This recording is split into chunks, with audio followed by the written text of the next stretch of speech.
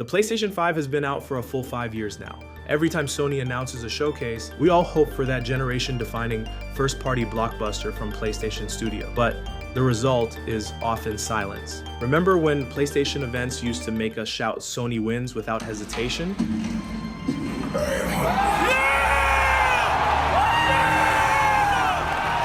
Where did that PlayStation go? We are talking about the great disappearing act of PlayStation's first-party studios in the PS5 era. This isn't a conspiracy theory. It is a harsh reality backed by data. So what really happened to them in the last 5 years? A lot of new games to talk about, a lot of stuff about non-game services.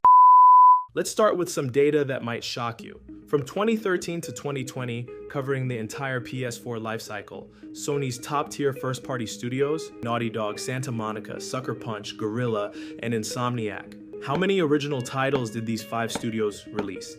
12. That's nearly 2 high-quality first-party blockbusters per year, on average. Now let's look at the PS5 era. From 2020 to 2025, if we exclude games still playable on PS4, how many new games have these same studios released in the same 5-year span? The answer is 4. Guys, that's 5 years we're talking about. If we also exclude games that are available on PC and require VR hardware, we're left with, and it's likely to make its way to PC in the future anyway. Naughty Dog, one of Sony's strongest first-party studios, what have they released in the entire PS5 generation? 1 remake, 1 collection, and a new IP without even a release date. 5 years, and that's all we've got from Sony's flagship studio. If this sounds ridiculous to you, trust me, it's just the tip of the iceberg. So the question is, what have these studios been doing for 5 years? The answer lies in 4 letters, GAAS, Games as a Service.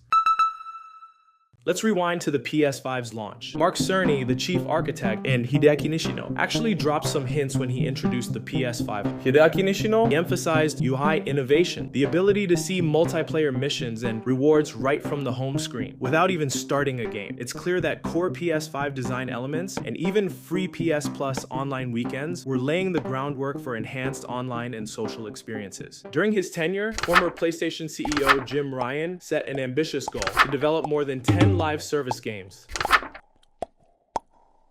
The idea seemed promising. Just look at how much money games like Fortnite and Apex Legends are raking in. A single game that keeps generating profit without the need to pour $200 million into a new title every few years. To ensure his master plan would work, Sony went all out. They spent big bucks to acquire Bungie, the Destiny 2 guy. The industry believed Bungie's role wasn't just about making games. They were meant to be Sony's live service gurus, teaching the single-player story experts how to craft multiplayer online games. But reality can be hard.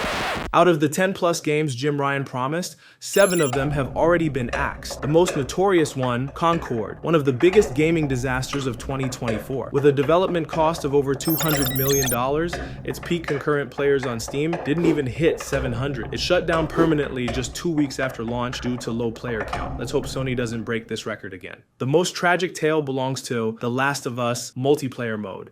The original Factions mode in the first Last of Us was a surprise hit, low production costs, but an incredibly active player community. Naughty Dog initially planned a bigger, better standalone multiplayer mode for The Last of Us Part 2, Factions 2, but this coincided with Sony's games as a service shift. Under Sony's leadership and Bungie's guidance, the project lost its way. It was no longer just a fun multiplayer mode, it was forced to become a massive service game, aiming for a 10-year lifespan with battle passes, season tickets, and constant content updates. Naughty Dog is known for their obsession with quality. They excel at crafting cinematic story experiences, not fine-tuning economic systems and seasonal content pacing. Caught between pursuing high quality and meeting endless operational demands, the project's scope exploded, far exceeding both budget and management capabilities. And finally, in 2023, Naughty Dog made the call, canceled. The whole project, years of development, hundreds of developers pouring their hearts out, all for nothing, gone. This is the real reason why the PS5 feels like it has no games. The core studios, their time was stolen by these dead-end projects. And here is the funny part. Even with Bungie's so-called guidance, most of these first-party live service projects still crashed and burned. But the real cost isn't just money, it is the talent drain. Forcing the world's best storytellers to build grindy service games caused massive creative burnout. That right there is the biggest danger for Sony's future. Among all these failures, is there a survivor? Yes, but only one, Helldivers 2. However, it's worth noting that this wasn't developed by an internal Sony studio, but by the independent studio Arrowhead.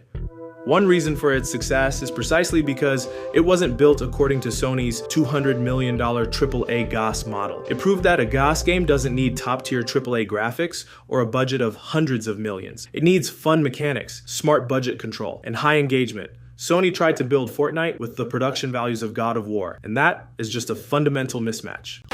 Let's do some math. How long does it take to develop a AAA single-player game? According to the Game Developers Conference 2023 survey, the average development time is now 4 to 6 years. Service games often require even longer due to the need for sustainable update infrastructure. Let's revisit Naughty Dog's example. Assuming they started full-force development on The Factions multiplayer mode right after The Last of Us Part 2's release in 2020 until its cancellation in 2023, that's 3 years. 3 years where the studio's core team was working on a project that ended up in trash. This raises a crucial question. The real cost of the GOS strategy isn't just the money burned on failed projects, but the opportunity cost. If Naughty Dog had spent those 3 years developing a new IP instead of a multiplayer game that was eventually canceled, we might already be playing a brand new single-player masterpiece. This strategic failure shows up directly in the financial reports. Fiscal year 2024, with first-party games contributing their lowest share of revenue in recent years. Compare this to Nintendo. How many first-party games did they release during the same period in Switch's lifecycle? Zelda, Mario, Splatoon, Xenoblade. They had major releases almost every quarter. The current state for PS5 players is turn on the console, check the store, find no new first-party games to buy, and then wait. Just wait. And when a big first-party hit finally arrives, guess what? It's from Xbox.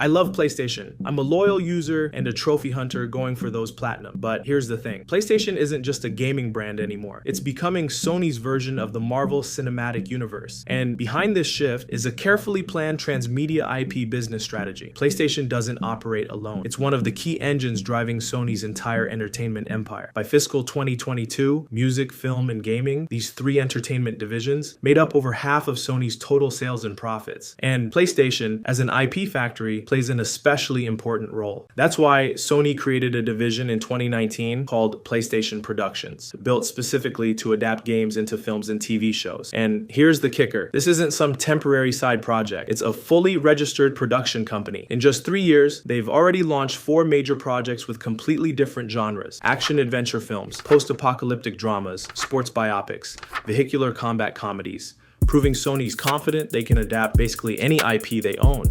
The success of The Last of Us TV series was a game changer. It didn't just break the curse of video games always bomb, it actually sent sales of a 10-year-old game through the roof. And that's the whole point of the transmedia IP strategy. One IP, multiple ways to make money. Spent $200 million making the game?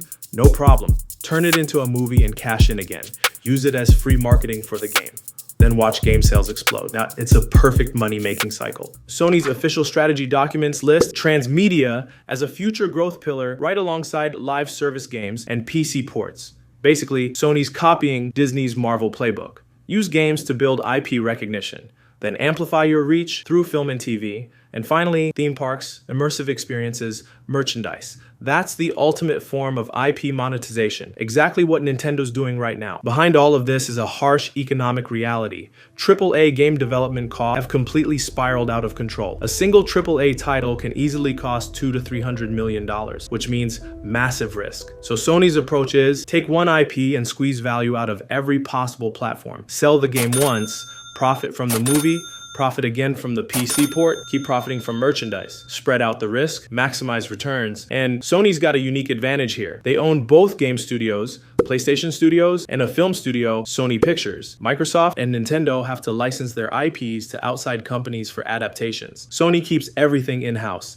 more efficient, and all the money stays in the family. Over the next few years, you're gonna see way more PlayStation games turned into major films and shows. So what does this mean for us gamers? Could be a good thing. More people will discover the games you love. Could also be a bad thing. Sony might start caring more about whether an IP is adaptable for film rather than whether it's actually a great game. Please leave a comment if you have any thought. Thank you for staying with me. I'll see you next time.